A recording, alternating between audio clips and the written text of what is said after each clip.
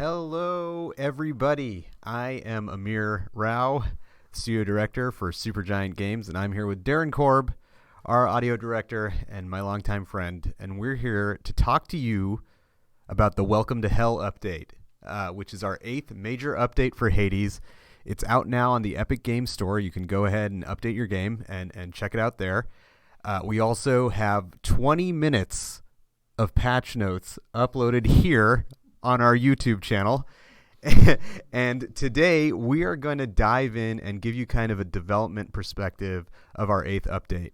So what you can expect to see here is us talking about Hades, our roguelike dungeon crawler that's in early access right now, and all the different facets of the Welcome to Hell update, which focuses broadly on two major themes. One is the late game. So we've been really focused over the last year in getting the full game structure into place as part of our early access, and also making sure the game is highly replayable, and that if you spend dozens and dozens and dozens of hours in Hades, you're seeing new narrative content, new story content, you have new gameplay goals to chase, and to that end we have a lot of stuff that we've added in this 8th update. We've also kind of gone back to the beginning of the game and focused on the new player experience. Now that we've introduced so many systems over so many updates and so many characters and so many different aspects of the house and the progression and the runs themselves, we really need to go back and make sure that we were doing the right thing in terms of introducing those concepts slowly over time, that they had the appropriate context, that things were tuned properly. And so, we've had developers here working on the deep later game content, and then some of us working on the early game content, and it's all coming together now in the Welcome to Hell update. So why don't we jump into the game right now? Here we go. I think. All right. We're here at our main menu. So we've been doing early access now for about a year. The Hades entered early access on PC December 6th of 2018. So it's nearly a year full of updates. As we mentioned, this update focuses on late game replayability and early game stuff. And we've got a new update coming in 50 days. And we're going to talk a little bit about what's coming in the next update at the end of this stream. If you're a player who maybe preferred to play on Steam, or you've been waiting for the game to come out on Steam in early access, we're going to be out on December 10th on Steam. So that's in only a week. So we should probably wrap that stuff up and get that ready as well. But right now our focus is going to be on update number 8. Going to head and load into a really late game save. Now, this is just a warning for anyone who's unfamiliar with Hades or who likes to experience it themselves. We'll be spoiling tons of stuff. We'll be spoiling characters. We'll be spoiling late game systems. We'll be spoiling stuff that you might want to discover yourself. And so, you can always rewatch the VOD of this if for some reason you don't want to see that stuff. But we're going to be talking about the game as if you've already played it. And we're also going to be kind of revealing some of the surprises that we have in store for you in this update. So let's load. All right, here we are. I'm going to click one more time out of the game for just a brief moment. Boom. Okay, so we're going to go ahead and equip the spear, and we're going to use the Hades aspect. Hades. Part of the reason we're doing this right now is because I also wanted to give you a sense of the new courtyard and how the new courtyard is set up. So now you can see all your weapon aspects, and I'm not sure if that's something we added in this update or we patched at the very end of the last update, but it gives you a sense of like what the last aspect you had equipped was. Skelly's still there in the courtyard, and one new thing we've added, of course, is changes to the Pact of Punishment. So if we start with the Pact of Punishment down in the bottom corner, we're going to go ahead and kind of rearrange some stuff here. All right, so we're going to we focus in this run on two really specific kind of changes we made to the Pact, and that's to extreme measures and middle management. Extreme measures is the Pact that basically allows you to make the bosses in the game harder, and this is like if you want to talk about development time, extreme measures is probably like 70% of the development time of the Pact is just this one line item. So we've added a third level of extreme measures. So the first, in Update 7, extreme measures only used to affect the Fury fight. Now we've consolidated all the boss Pact options into extreme measures. So the first point affects the Fury, the second point affects the Hydra, and the third point affects the champions in Elysium. And we're excited to show you what that means in a moment. We've also changed the middle management boss pact, and we're going to put on a point of lasting consequences just to make things a little bit harder on ourselves and just begin our escape. So middle management was probably the thing that got some of the most feedback on the previous in the previous update. I think this is one of those things where we needed that feedback because it helped us understand in what ways people wanted the mini boss challenges to become more challenging, and so we've kind of stepped away from just using straight count, so there's not just more mini bosses, and moved towards having a little bit more enemy variety in some of what the bosses are capable of. Some of the mini boss fights are just straight harder, but some of them are kind of a little bit more focused on different types of difficulty and challenge. And hopefully that's going to be interesting to you. Here, we can talk about that. Let's talk about that later, actually. Yeah, let's go ahead and grab Ares' Aid, actually. So I want to grab Ares' Aid because I made it way stronger. This is one of the things where there's a lot of different things that go into tuning this game. So one of them, we changed the Erebus encounters, so we can go in here too. Yeah, let's jump in.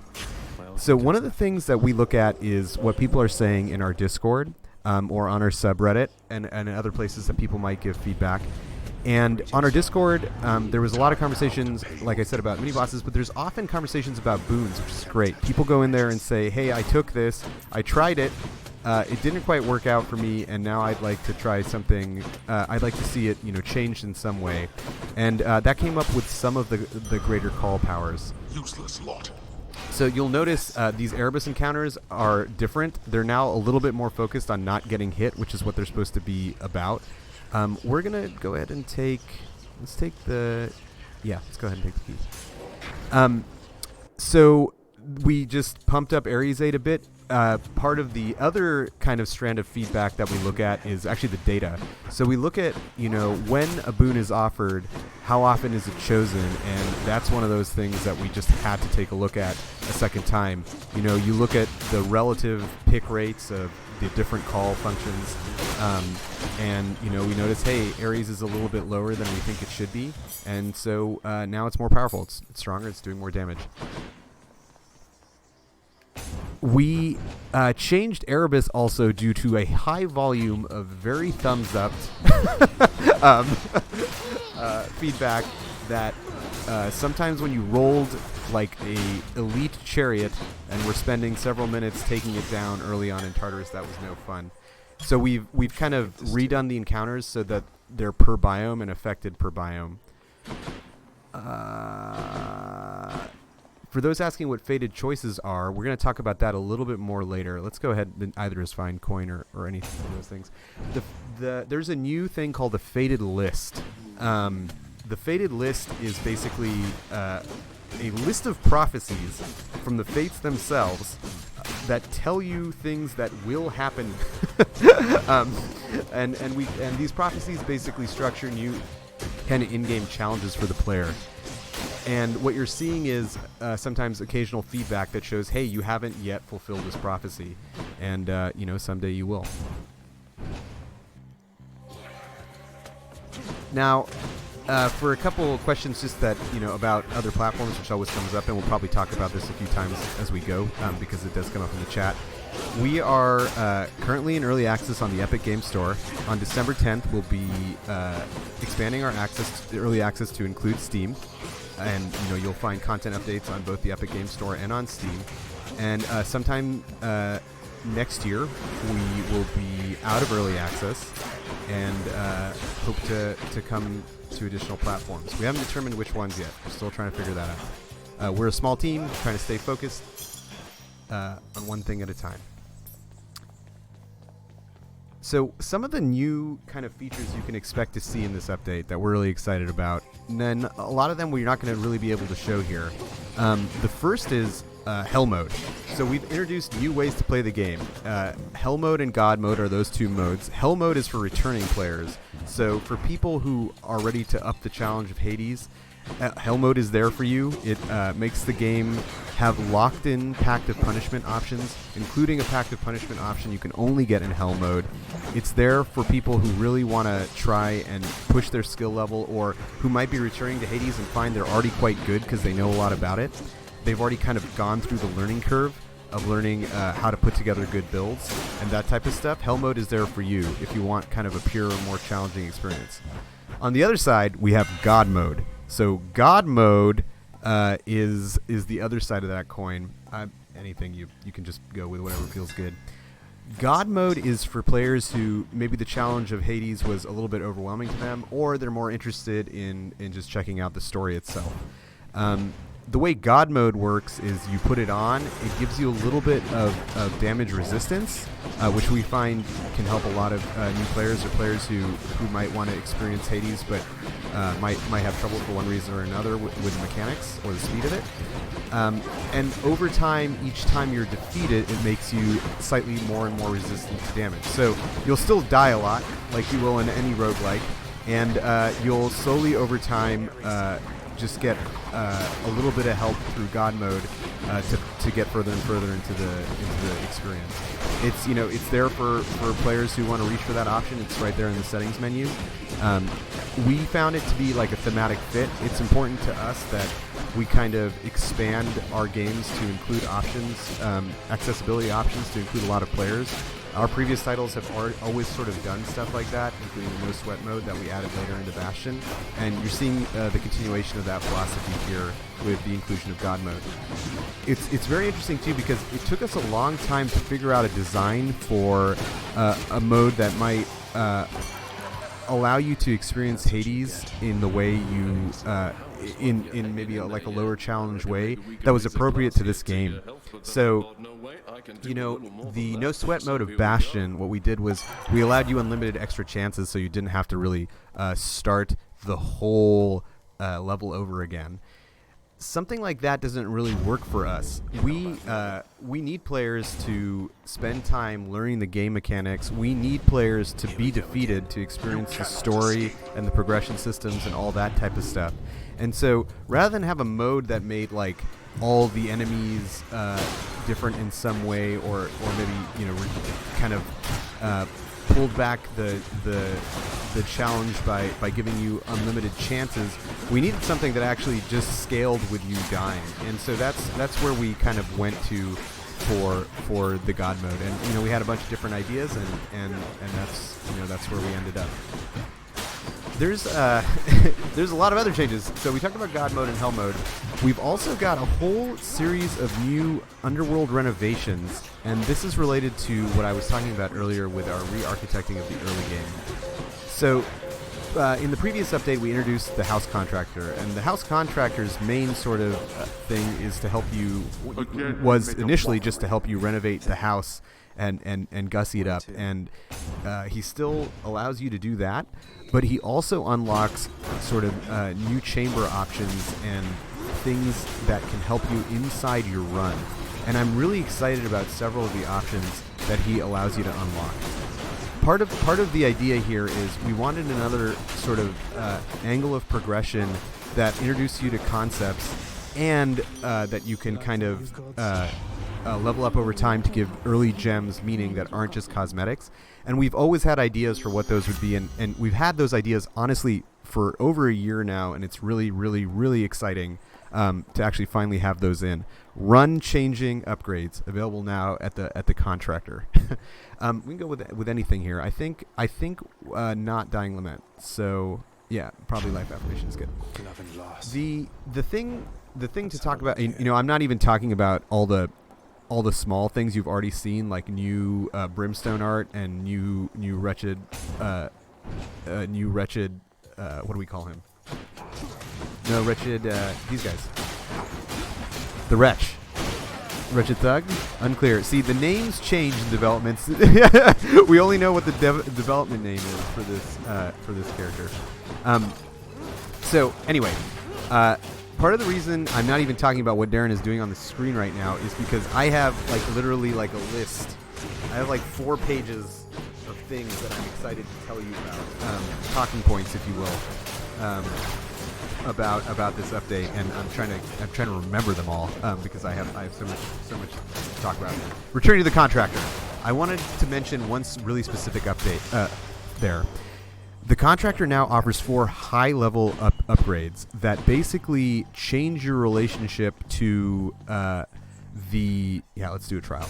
That change your relationship to some of the what we internally call kind of progress upgrades, and those are darkness, nectar, keys, and darkness, nectar, keys, and gems. Ambrosia is the new high-level resource. Just not Wave of Despair. It's fine. Shattershot's probably good, actually. So basically, when you get a special contractor upgrade there, you are able to change those to have run-affecting properties. So if you get a new chthonic key, it can give you an additional Fated Authority reroll. Gems also give you money in your run. The Nectar randomly upgrades one of your selected boons, which actually happened earlier. So there's a lot of different parts and pieces to it, and suddenly you have the resources you're chasing because you want them, but you also have the resources that you might want because they can affect your run now. It changes your relationship to those chamber rewards, which is really cool. It's one of those exciting things that's really there for high-level players, and there's so much stuff there for high-level players now in this update that we're excited for. Let's see. The pursuit, I think, when we can wage a greater one together. So one of the things we're excited about. So if you've been following the game for a long time, you may have noticed that we have just not the blade dash. I think, yeah, that's probably pretty good actually, especially for the aid. Yeah. So one of the things that we've been looking at for a long time actually is death defiances. So the death defiances are a system that's been really important to us because we think it's what allows you to kind of, I would take the new passion dash. It's what allows you to learn a little bit because it basically gives you a second chance in the chamber you're in when you run out of health. So we did a couple things with death defiances. We moved them earlier in the mirror, so newer players have access to them sooner, but we made the levels more expensive, and we made a huge change to how they replenish. Yes, we'll talk about that in just a moment. So we're in the extreme measures fight against the Furies, which means we're going to fight Alecto and her sister Tisiphone here. So now this Fury fight has been changed, so you fight between 2 and 3 of them, and the fight scales appropriately depending on who gets chosen.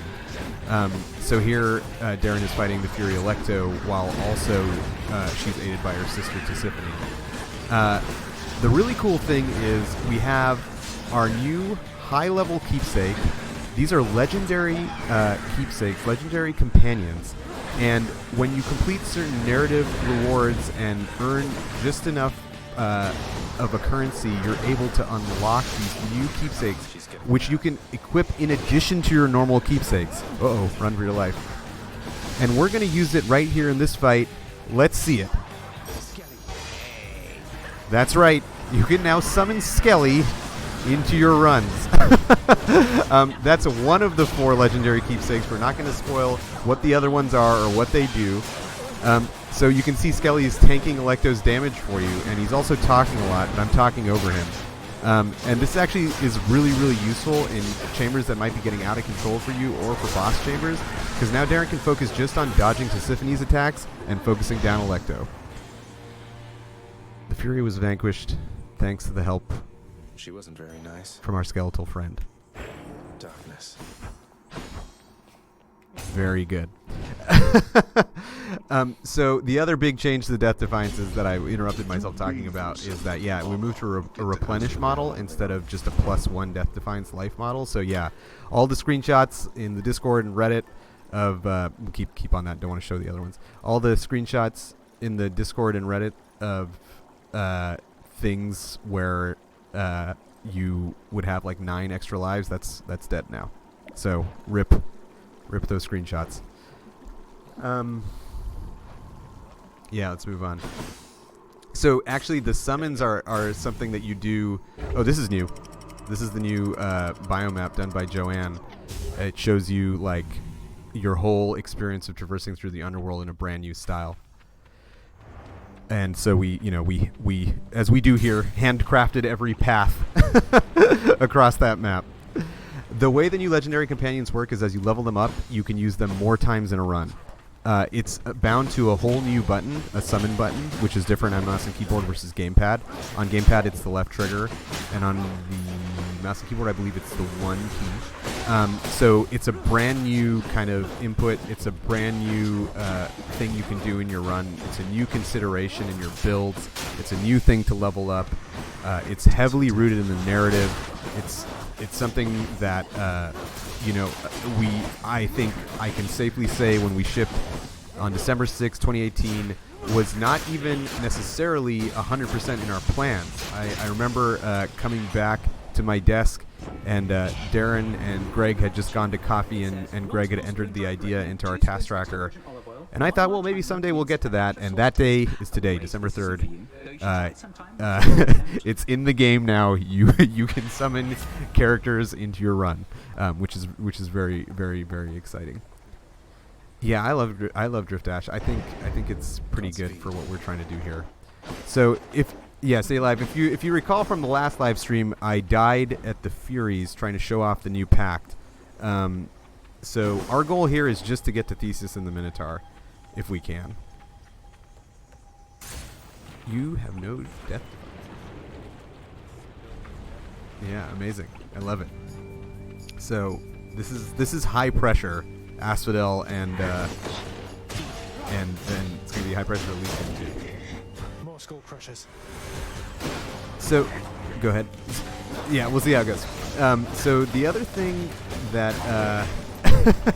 the other thing to keep in mind is actually we also have like a lot of small graphical touches all over the place, and one of them is straight from the community. Someone in the community requested that we do something that makes it a little bit more clear when you're stepping in lava. So Darren, if you wouldn't mind kissing the lava briefly. So we have a little vignette around the edges, and that basically helps clue you in, because sometimes people were taking damage and didn't realize it. Yeah, I think we need some Zeus in our life. There are so many small artistic and usability changes in this, some that came from the community, some that came from other places, that I honestly forget a lot of them.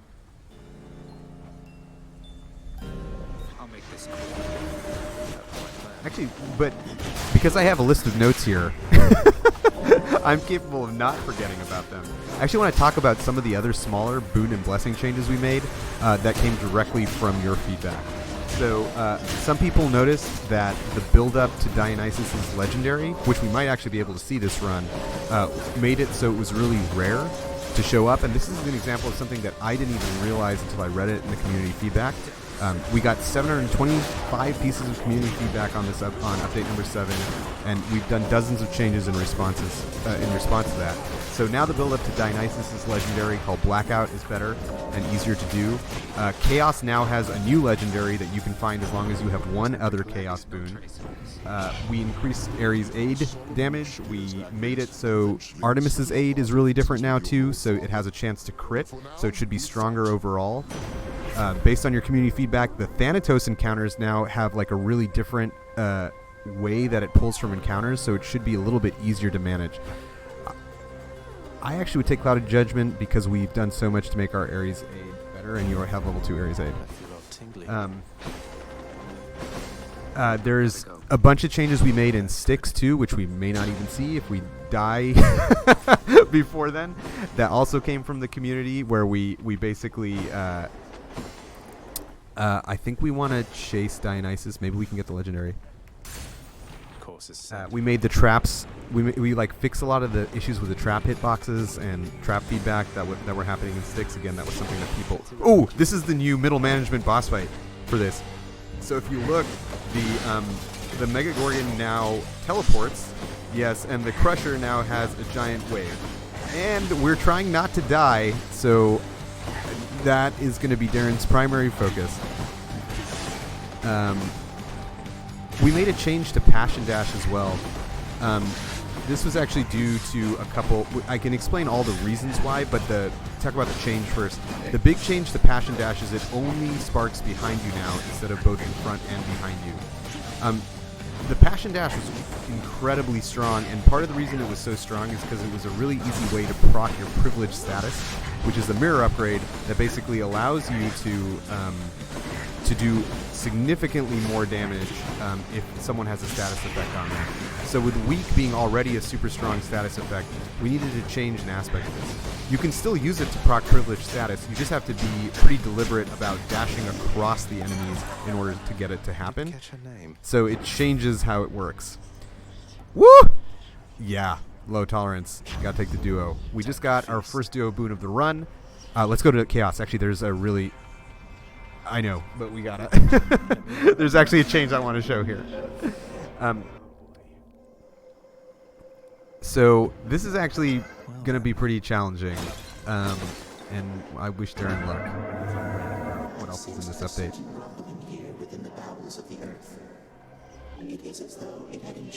So the changes to Passion Dash.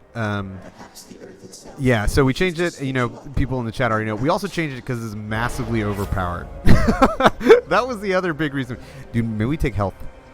Oh, but you can't throw your special.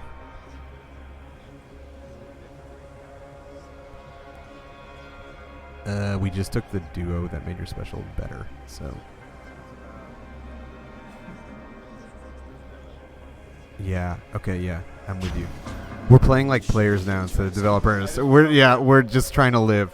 You may also notice, you know, again, on all the other small changes, we have the subtitles on. We changed the captions to subtitles. Every NPC in the game has a unique color, so you can, if you have multiple speakers, you can always tell who's speaking.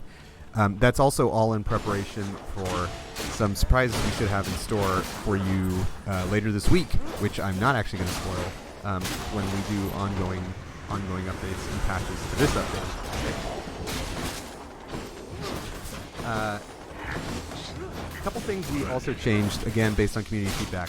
So the Shattered Shackle for Sisyphus, which is something that both, I think for almost a year now, people have been complaining about the relative power level of it. And now that this update features Sisyphus in some way, we thought it's good to finally take a second look at that. And we did one of the community suggestions. It now affects trap damage as well, and it's significantly more powerful. So that means there are some situations, I think in Styx and Elysium, where it's going to be really, really good for you to use. Especially if you're a player who likes using environmental objects strategically, like right there when Darren actually hit the skeleton next to the pillar. It will make a meaningful difference for sure. So yeah, we also made darkness a little bit cheaper in the well shops, and there should be more additional ways to get darkness for you too. More community feedback here. Zeus's lightning effects are less insane. So for those of you who are a little bit sensitive to that stuff, it should be better now. I think you need to take... Hold on. Do you have 175 gold? You don't. Because taking both would be good. Yeah, I see why. Yeah, and just hope you don't lose anything for use the fountain. All right, let's do... Yeah. Here's the fee. Short-term thinking here. Let's see how far it gets us. So one of the focuses of this update as well, and we haven't been talking about it too much because we haven't been in the house, is this is what used to be called the Snake Oil fight. It's now the Extreme Measures Hydra fight. So it's it takes place on a totally different environment. If you didn't see it last time, it has some special surprises for how the Hydra works later in the fight, and it also features cleaned up geometry. There were a lot of players who pointed out places in this fight that you could easily get snagged on and stuff, and this is another benefit of early access is you can stand in 10,000 places in this fight, and someone will eventually stand in a bad spot and let us know, hey, this is getting me caught up when I'm dashing or moving, and we addressed a lot of those issues. And if you find those issues yourself and you're playing the game, feel free to F10 it. We're able to load your save. We're able to see what you're talking about, look at the description of the issues you're having, and then clean it up. Woo! The flurry of darts is one of those things that Ed added to the Hydra, and I remember when he added it and I got hit by it the first time, I was so angry. I immediately opened our task tracker to write him something saying it was too much, and then I just realized, what was happening there is I was actually just surprised by it, and it was actually really cool. So it's one of those things where you get used to things a certain way, and then I was like, oh man, this is actually just a really cool surprise for long-time players who are used to dodging it a certain way, and I think it's something that the Hydra needed. So overall, it was a really cool addition, both for and we actually have it in the standard fight as well. All right, here we go. We're using the much improved call for Ares here to clear out these 4 heads, which means we won't have it for the 6 head part. So this is back to the short-term thinking. We're back to short-term thinking here. Here's Giant Games on this particular run. So for those of you who might have just tuned in, you are watching a high-level playthrough of our roguelike dungeon crawler, Hades, which is in early access right now on the Epic Games Store and will be out on early access on December 10th on Steam. We plan to finish it in 1.0 sometime next year. And this is the expanded Hydra fight, the second boss in the game. This is the harder version of that fight. You'll have noticed that the Hydra just ripped off from its body and its head, and it's running around. We have a build built around throwing Varatha, the spear, and using Wrath. And so Darren here is trying to stay alive, generate Wrath, and eventually put himself in a position to defeat this Hydra. We have a surprise in store in Elysium that we really want to live to. So, yeah, and so Darren is focused on that. Meanwhile, I can talk about some of the other changes in the game. There are actually several changes that affect Acidel. So last update, we kind of started the polish of this biome where we updated the environment art in every single chamber, and we finished it basically this update where even chambers that might not have gotten touched last time should have been updated in this update, and that's all thanks to the work of Joanne. There are some changes to kind of, I guess, that are worth talking about with regards to troves, which are the optional challenges in the game. You now can upgrade troves at the contractor, and so that's one of those like run-affecting upgrades you can now purchase. And I think you can use your aid because it's the last. There you go. Yeah, it's one of those run-affecting upgrades, and so it's something that you can build up over time. To wherever your neck went. So we're gonna make it to Elysium, which is good, which I think is good. Why don't we hang out on the Overlook for a moment and talk, and then we'll head back in. That victory of yours shall be short-lived. You probably couldn't tell when we went into the Chaos Room, but one of the community requests that's been there for almost a year now, or no, since February, since we introduced Chaos, was the ability to see what exits Chaos, Onward. like what the next room rewards are for Chaos when you exit Erebus, or sorry, when you exit the Chaos Realm, not Erebus. And so we added those. You can now tell what reward you're going to get as long as you're not using the Chaos thing that hides the rewards. All right, so here we are we're about to head into Elysium. This is the Overlook we added in the last update. Just to take a moment here, take our breath, and talk about what we're trying to do here. So, in the previous update, we introduced the updated Pact of Punishment. In this update, we added a third option, a brand new boss fight against Theseus and the Minotaur. And now we're trying to get the Theseus and the Minotaur. We made a bunch of changes to death defiances that we would have loved to discuss, but I accidentally took them all off in the mirror.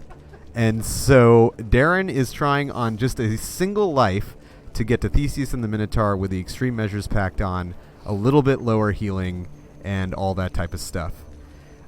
Thank you for everyone who's watching or who may check out the VOD later. This is a developer's perspective on making update number 8. I'm going to talk a little bit more about the NPC interactions and stuff as Darren starts his run in Elysium. So one of the systems that we have been excited to finally build on is the gifting system, and we've extended the gifting system more. So we've done a lot with regards to sort of making the interactions consistent and understandable with regards to gifting. So there's multiple changes to the codex, which we'll show you after we complete this room. And we've introduced a brand new gifting resource that's for high-level gifting called Ambrosia. And previously, the resource known as Ambrosia is now called Nectar. So we use that as an additional resource for high-level gifting, and it interacts with the legendary keepsake system in a really specific way. And you can discover all of that by just playing the update yourself. But I think the thing to sort of to get excited about is there is a ton more story content in the game. There are new events for all sorts of characters. I'm still myself, even though we've been working on this update now for over 9 weeks, discovering new conversations that I've never ever seen before. We've added content for Orpheus. No, let's see. Who is it? I have a whole list. I was about to, God, this moment was going to be so cool in my head. So we added over 2,000 lines for a bunch of characters. 1,900 of them are for Skelly. No, so yeah, it's 2,000 new lines. It has the most VO we've added in a single update, adding on to the thousands and thousands and thousands and thousands of other lines that we've added over the last year.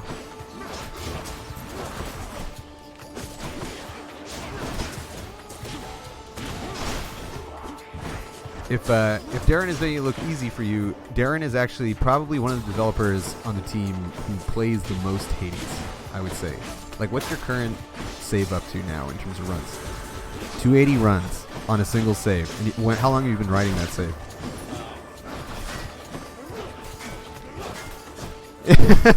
Nice. So Darren's pretty well versed in how to put together a good build in Hades and also how to execute with it with each of the 5 weapons.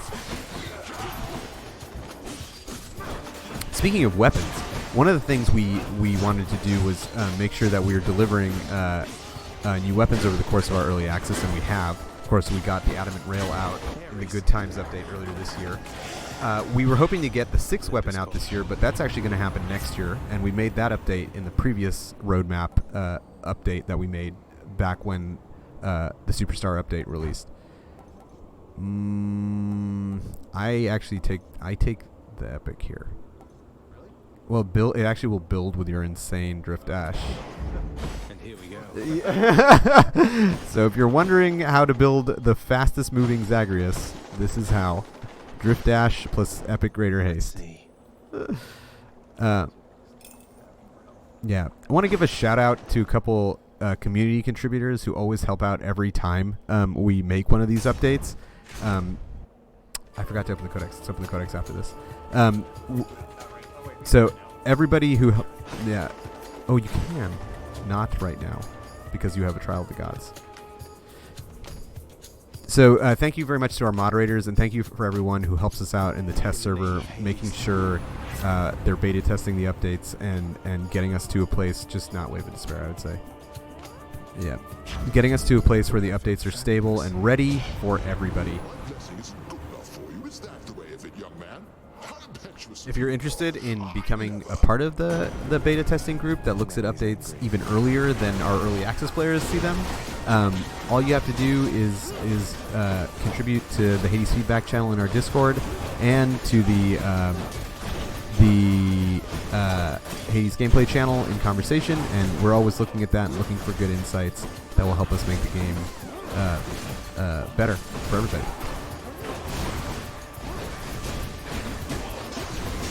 So Darren here is in a Trial of the Gods, which is really good for sort of spiking your power because you get 2 boons, but the encounters are harder because the enemies are enchanted by an angry Olympian, in this case Zeus. Yeah, Darren's arguably the angriest Olympian. So, speaking of updating our roadmap, I mentioned how the new weapon is going to come sometime in 2020. We'll also have the new weapon aspects for each of the weapons, so all your favorite weapons and even your least favorite weapons will get new aspects for you to unlock sometime in 2020. And we have already updated our roadmap to tell you what is coming in Update 9, and that is a new Olympian. So, really excited about that. We are designing it, and we've got a lot of designs in place for it, and that will be available for you in 50 days. 50 days is when the new update comes out. So, we should probably get on that. We should probably actually both be back at our desks making that update. One of my favorite things about working on a game in early access is just seeing people's impressions of the new stuff, good or bad, or critical or silly or whimsical. And so the way we spend a lot of our time after an update comes out is just pure community absorption. We're all in there. We're reading feedback about the update. We're thinking about what it means for our work and what we want to change long term. And so it's one of those things where update day is one of my favorite days. The day after update date is even better because more people have had an opportunity to play and start sharing stuff about the update and things they want to see changed. So it's very exciting. So the question I think that those in chat are raising is, how many rooms do you think it will take for us to remember to open codex?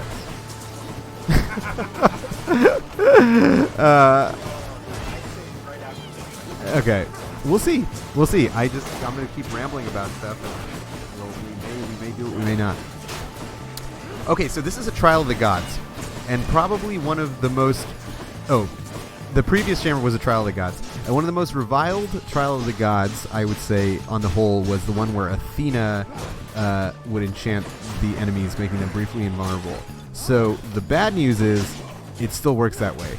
The good news is, the invulnerability period is a lot shorter. So it's like a pulse of invulnerability instead of like what felt like a very long time for some people.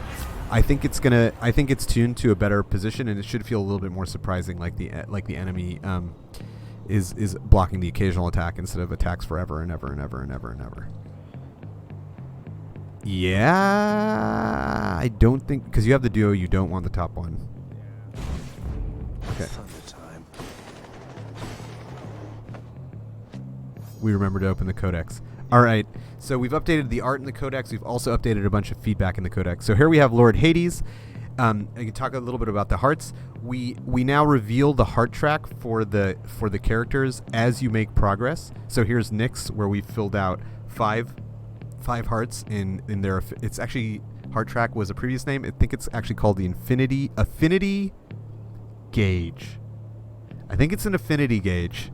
So there's at the furthest end, there's a heart that indicates that we still have more to add there.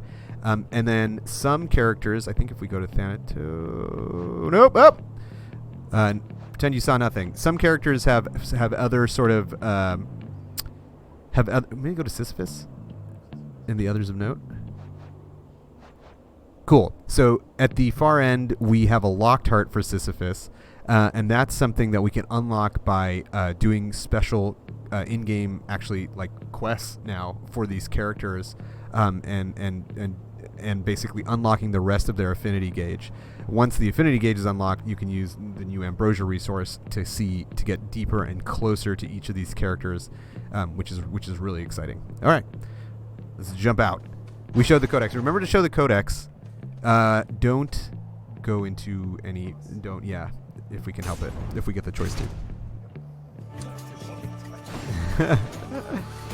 Other heavily requested changes, when you encounter Eurydice now, you are able to open up your boon overlay, which is one of those things people wanted to do so they could see what was going on with her, and see which boons they had so they could make the right decision between Palm Porridge and some of the other options. Whoa! You almost got hit. We also made a bunch of changes to tight deadline. We've normalized the times, so it should be the same time per biome, which was a little bit confusing before. We've also made it so the in-game timer and tight deadline timer always start and stop at the same time, so there's no difference between the timers. We made it so the timer doesn't actually tick down or show on the screen in the House of Hades. We've made it so the timer can kill you. So there's a lot of changes there, and that was all based on playing with it more ourselves and seeing how the community was using it. Tight deadline is a really interesting pack option because it's one of the ones that doesn't necessarily support slow, deliberate play. If you like the fast pace of Hades, it's one of the ones where you have to lean right into that type of pace in order to get very far with it. The spear is one of the weapons that saw some changes, so the spear is now a lot stronger on the second and third hits.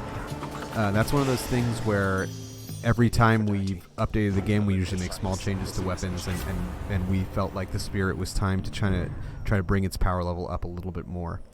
Yes, sweet surrender is good. Heartbreak time. Ooh, we just finished a prophecy. Nice. So no matter what, we'll be able to show you some cool stuff with the Fated List. For those of you saying really nice things about all... No, don't go there. All the things in the game, thank you. The people complimenting the art and all that type of stuff, we super appreciate it. We're glad you love this game. Ooh. Oh, don't... Oh, take Vicious Cycle. Do you take Vicious Cycle? Yeah. Because you only have one revenge trait. Okay. Take Vicious Cycle. Yeah. I will keep fighting. We will keep fighting. That's a relief. You are probably going to make it to Theseus and the Minotaur. I think I might. I don't Yeah. want to jinx it. We'll see what happens.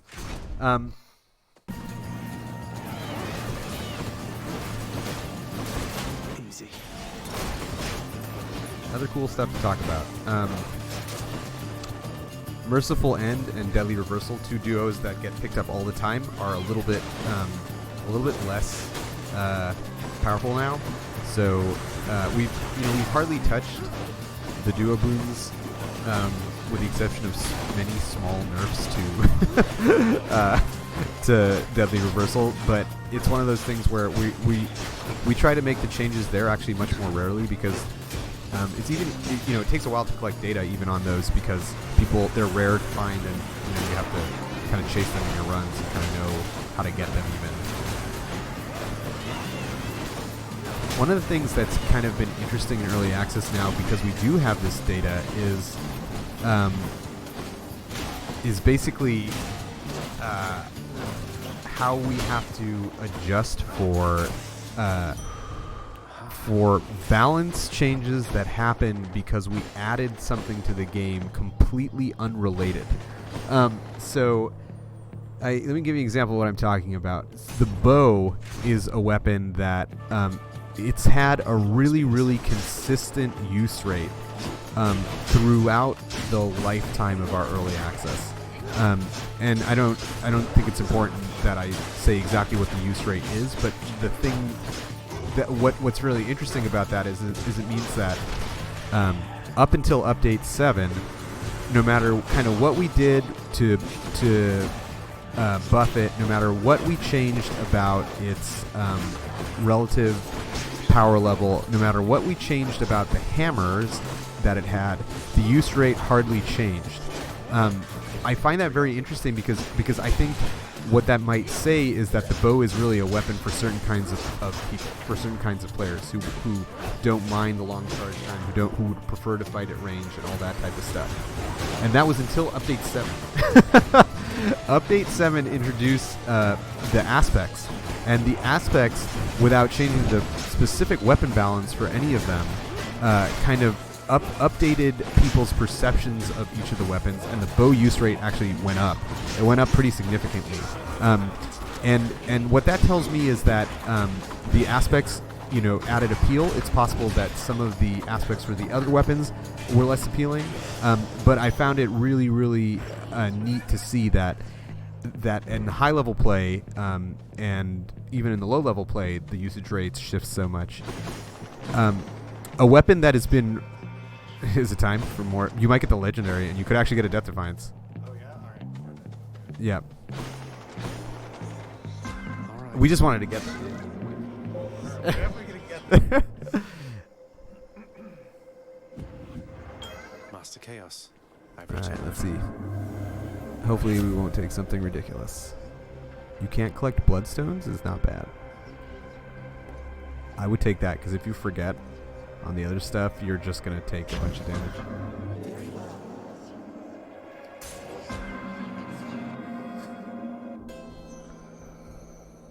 Alright, we're definitely going to get there. So, I think, I don't even know what context we can provide for what you're about to see. Yeah, we have the Pact on. This isn't what the normal fight is like against Theseus and the Minotaur. This is the updated fight. Yeah. And we'll take our time in the fight. So let's go in and see what we have in store for you today. You stop right there, blackguard, So, and make your plans this for is- death. This is Theseus. He appears to be in a chariot outfitted with weaponry. And then you have Asterius, who's now wearing golden power armor. So I believe the chariot is called a Macedonian Tau Lambda. The chamber has been updated to include a bunch of spectators and spectator sounds. They're mostly on the side of the champions and not you.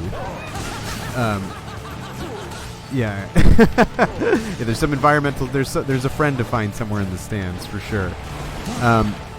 So he's got these mortars that hit really hard, and Asterius also hits really hard in power armor and can fly all over the arena that way. He can even end up charging into pillars and destroying them, which means that if you're used to this sort of chamber having cover that doesn't ever go away, you're in for a surprise.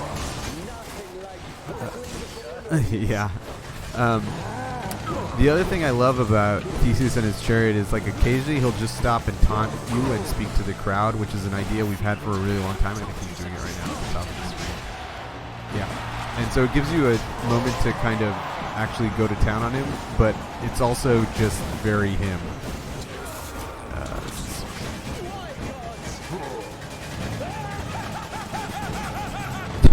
Chasing him around in your Ares form.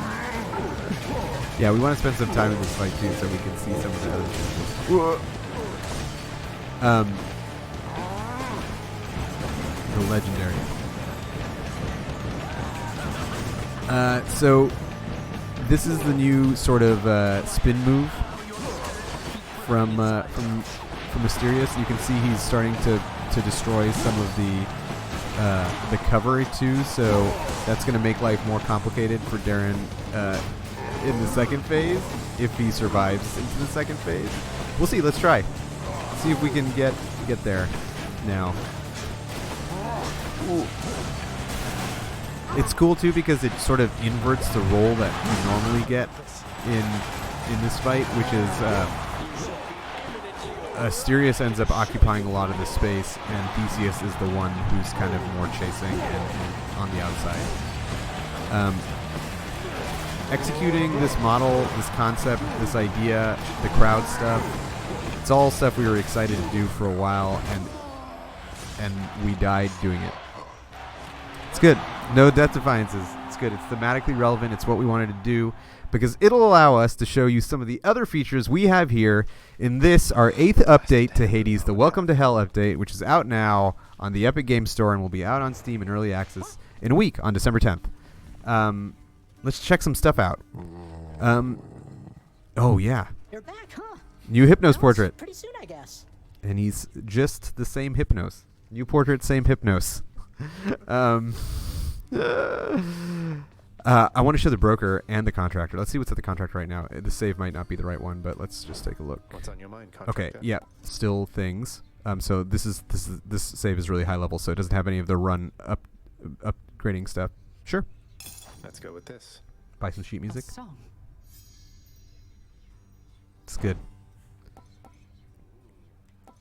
Yeah. Let's look at the broker. So we've changed the broker significantly in the broker screen here, so it's a lot easier to understand. Basically, there are now 5 fixed trades at the broker, and you can trade your resources in for other resources, and this shows clearly the kind of resource values.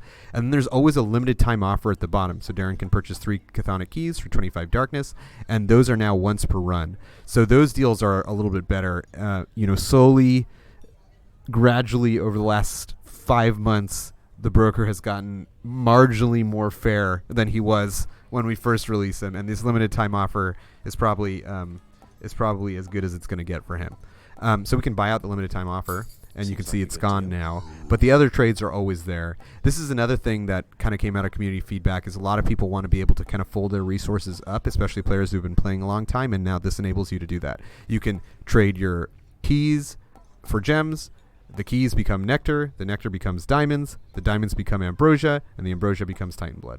So it's got a nice, clear, clean setup, and we're looking forward to seeing how people use this in this, our 8th update, the Welcome to Hell update.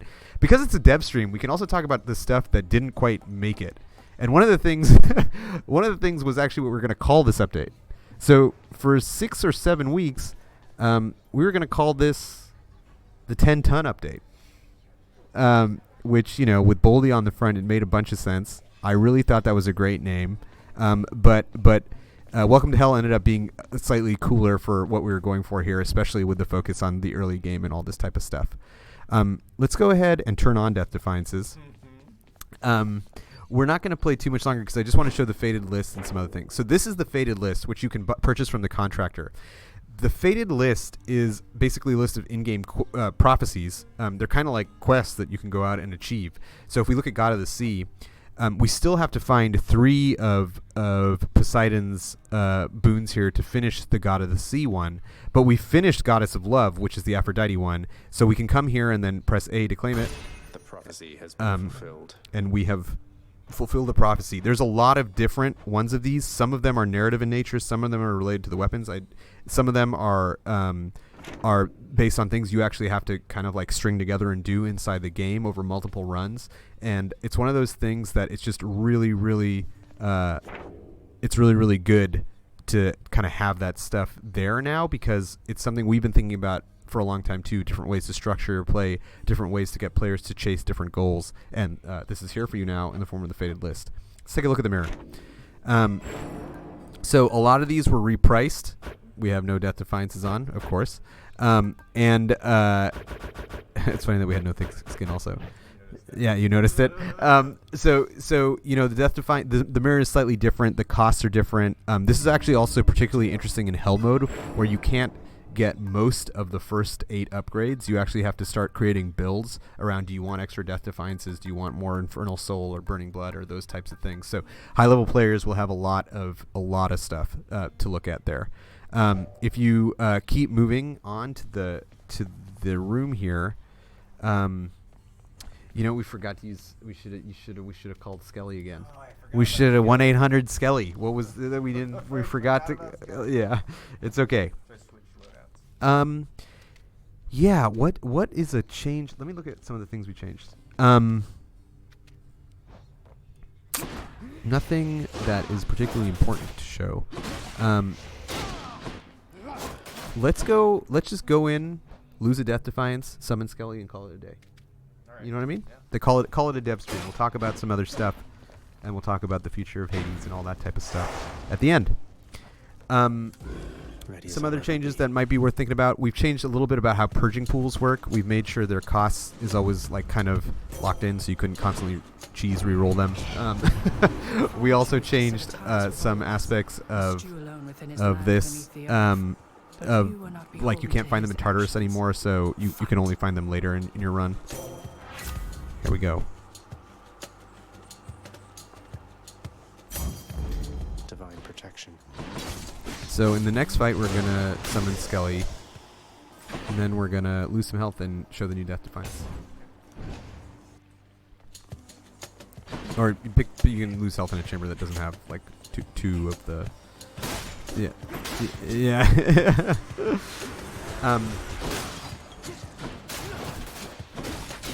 Looking over my notes here. Looking over my talking points. Who else? I'll take Yeah, we changed a lot of stuff. We changed almost every screen. We changed the keepsake rack. We've changed. Yeah, we changed the broker. Come forth, Skelly.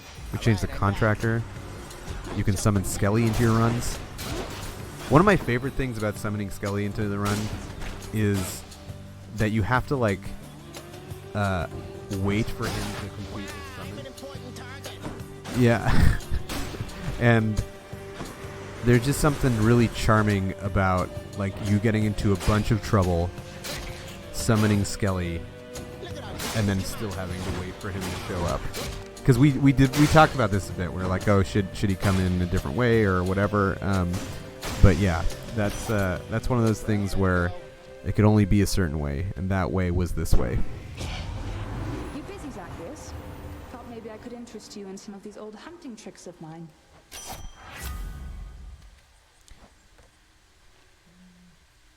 Darkness 8 is new, actually. Fires the thing with a high level sense is critical sharp. chance. Yeah. You can spend... Literally, we added 9 hours of gameplay where you just attack Skelly now at the end of every chamber. For the high level. It's for the high level players. If there's... I don't think there's enough dudes in this... Yeah. The other thing is I kind of want to... It's just like when we get to like a harder fight or whatever, we can try. Yeah. Actually, also, I can Safekeeping. use the keys. The faded keys.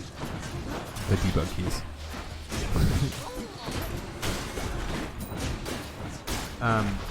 So in Styx, a place we didn't get to, we added actually a bunch of new chambers as well.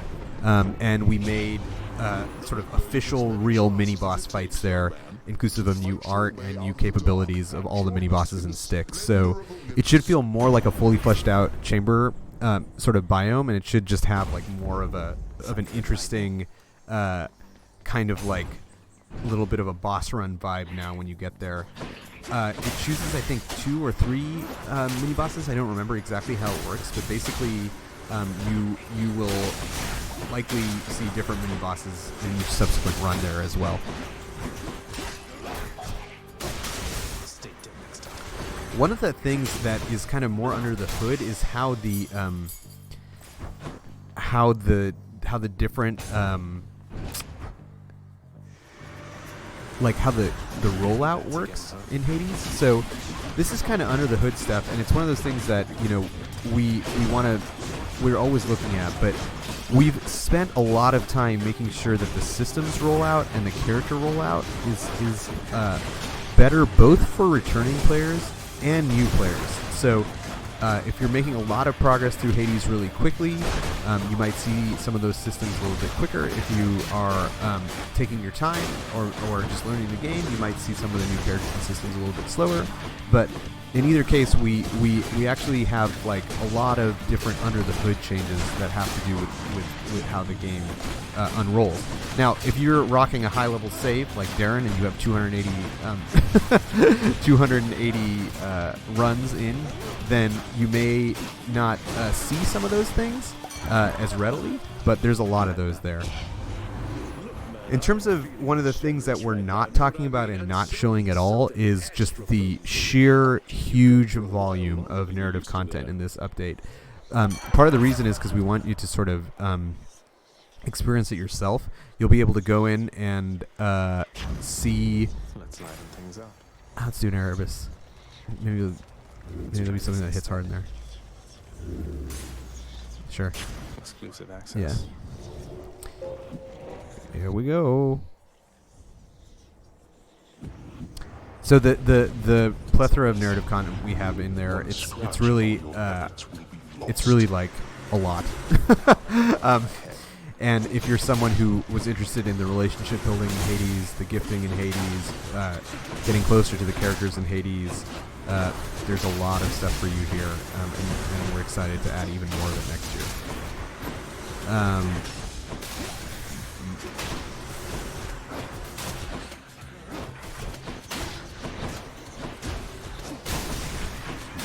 I guess even high-level players will probably notice that if you're playing this update for the first time, please visit the contractor. Because a bunch of stuff you may be relying on is now unlocked at the contractor. Stuff like getting the keepsake rack between chambers and that type of thing is now unlocked at the contractor itself. All right, let's go in and maybe die to the Furies. Yeah, we're almost there. Sounds like a plan. We haven't run into our friend Sisyphus. What's that about? Eluding us. Next. For those people who might just be tuning in or just scrub to a random point in the VOD, I'm Amir Rao, Studio Director for Supergiant Games. This is Darren Korb. We're playing Hades, the early access roguelike dungeon crawler from our studio, Supergiant Games. We're the makers of Bastion, Transistor, and Pyre. The game is out now on the Epic Games Store. We're showing our 8th major update to the game, and it'll be out on Steam in early access in a week on December 10th.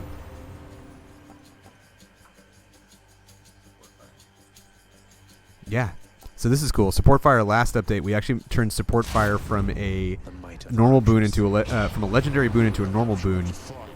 Jen messaged me the other day saying Support Fire is her favorite boon, and when did we add it? And it's really funny because it's actually been there since 2018. It's just that we changed which boon is Artemis' legendary boon, which is why you see Support Fire now a little bit more commonly. Yeah, this would have been an easy place to die. Now you're committed to dying at the Furious. An example of one of the narrative things that we added, actually because of community feedback, is, there's a line from Meg that if you only won because you're kind of upgrading yourself at the mirror because you're using the progression systems in the game. And now if you see that and then you beat her without the effects, she'll actually acknowledge it, which is something the players were hoping to see in the game. That's there now.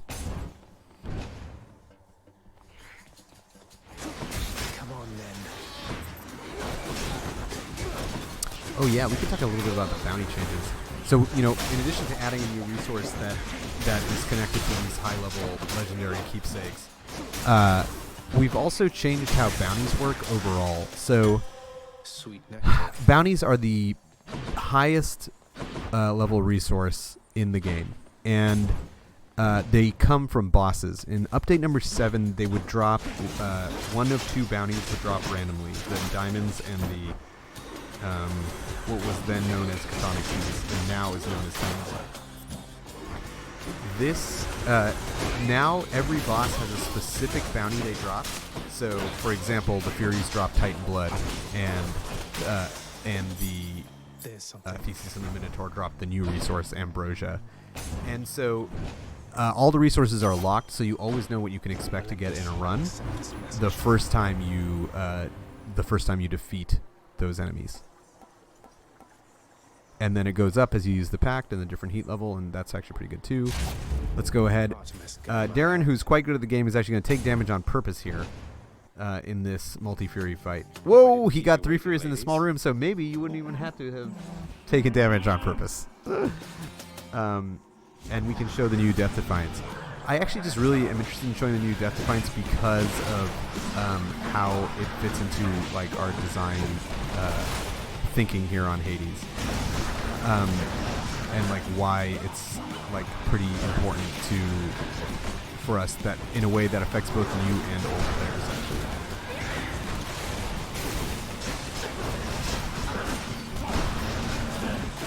Oh, you have Patroclus, the keepsake from Patroclus. Nice, showing the power of that keepsake in the Fury fight. you're advancing so fast. Oh, I mean, like through just different phases. I think because of yeah, maybe. There we go. So now the game pauses, and you can more clearly see Zag underneath it.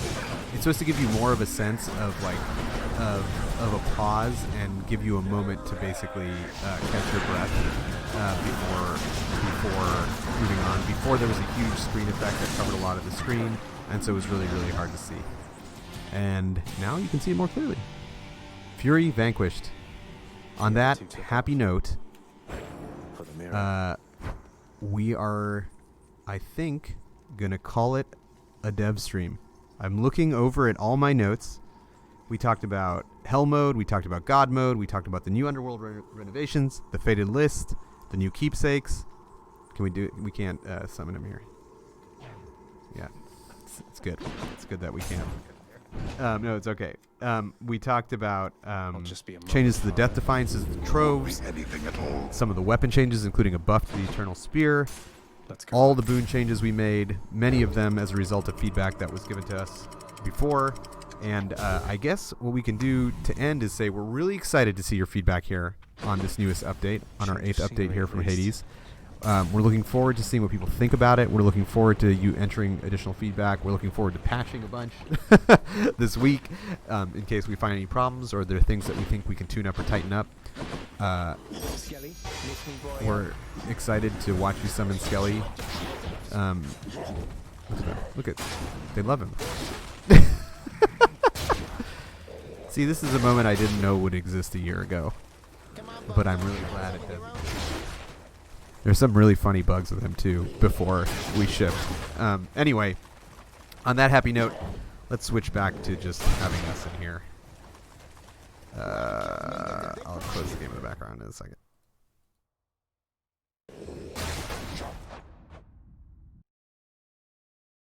All right, so I'm Amir Rao, Studio Director for Supergiant Games. This is Darren Korb, who's been playing a high-level save at a high level of skill on our 8th update, the Welcome to Hell update, which has a focus both on the early game and the late game for players who might have a deep save. We've got new modes in there, we've got new content in there, a new narrative, just a whole bunch of stuff to discover that we're really excited to see what you think about it and how it fits into your plays and into your runs. We're looking forward to getting your feedback in our Discord. If you're interested in picking up Hades, you can get it right now on the Epic Games Store, or in a week, I guess. It will also be in Steam Early Access, so you'll be able to get it in both places. And we've got a 9th update coming out for Hades in 50 days. So Darren and I are going to go work on that, and so are all the other people at Supergiant. Thank you so much for your support so far in 1 year of Early Access. We had no idea what to expect when we started our Early Access. We had no idea if people would be excited to join our games in development. We've made largely finished games for people that rely heavily on kind of cloaking them in secrecy, on making sure that all aspects of the game were kind of kept under wraps. And we've been developing this game out in the open. We've been communicating with the community directly. We've got a documentary series about us making the game done by NoClip, which you can check out, which, we're still working with those guys. Excited to put more stuff out down the line. We've done this all like a really different way than we had been doing for our company's first 10 years of history.